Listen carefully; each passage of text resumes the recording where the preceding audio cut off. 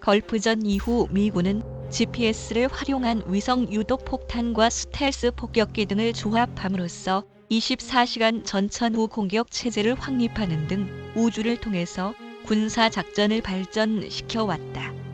미군과 같은 근대화된 군대에 있어서 안정적으로 우주를 이용할 수 있는 환경을 유지하는 것은 육해공통합 작전에 있어 필수 불가결한 요소이다.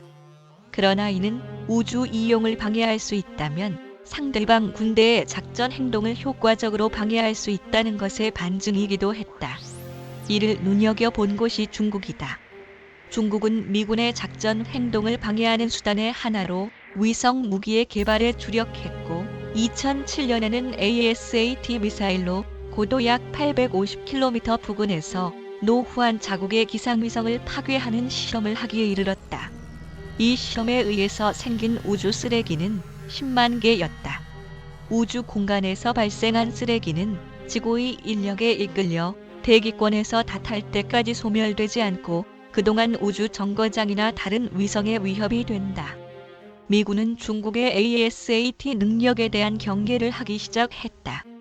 중국은 우주를 제압하는 것이 필수 불가결한 요소로 간주하여 중국판 GPS로 불리는 측위 위성 외에 2020년부터 운용을 목표로 한 국제 우주 정거장과 같은 유인 임무에 이르기까지 우주 이용폭을 확대하고 있다.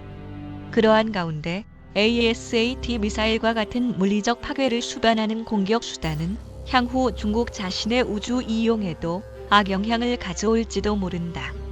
거기서 물리적인 대우주 능력 개발을 계속하면서도 다양한 비물질적인 대우주 능력을 개발하고 있다고 보인다.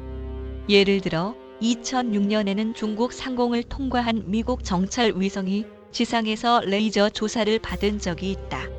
이러한 공격을 받으면 정찰 위성이 파악하는 화상의 일부가 불분명해져 일시적으로 감시 기능이 손상되어 버린다.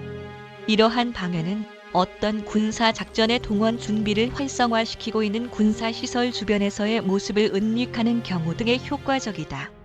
또 이미 중국은 GPS 신호 및 위성 통신 대역을 방해하는 능력을 증명했으며 중국 연안에서 미군의 무인 정찰기의 운용을 방해하는 것을 시도하고 있다고 보이며 2018년 4월에는 방해 시스템을 남사 군도의 인공섬에 배치하고 있는 것이 확인되고 있다. 이 밖에 우주관제 시스템 등에 대한 사이버 공격 수단을 추구하고 있을 가능성이 지적되고 있다. 미국의 우주 전문가 중에서도 중국의 대우주 능력에 대처해야 할 필요성에 대해서는 일치하고 있다.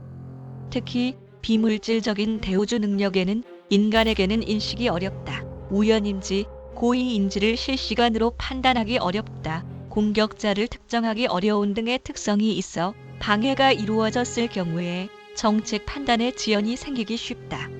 이러한 성질은 공격 측이 방해 행동을 일으키기 쉽고 방어 측에서는 보복 기반의 억제가 먹히기 어렵다는 점에서 우주 공간에서도 평시와 유사하다고도 단언할 수 없는 그레이존이 발생할 수 있음을 의미하고 있다. 각국은 우주 상황 감시의 향상을 첫째로 조직 개편이나 시스템의 도입을 추진하고 있다.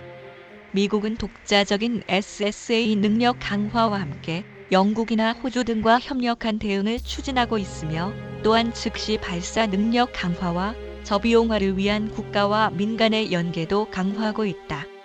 일본에서도 항공자위대의 우주 담당 부대가 새로 편입되어 미군과의 협력을 강화해 나갈 것이 정해져 있다. 또 2018년 말에 방위백서에서는 자위대도 상대의 지휘 통제 정보 통신을 방해하는 능력을 개발하는 것이 포함되었다. 이러한 대우주 능력의 보유에 있어서는 능력 개발과 동시에 미국 및 관계국과의 운용상의 제휴 조정을 진행시킬 필요가 있을 것이다.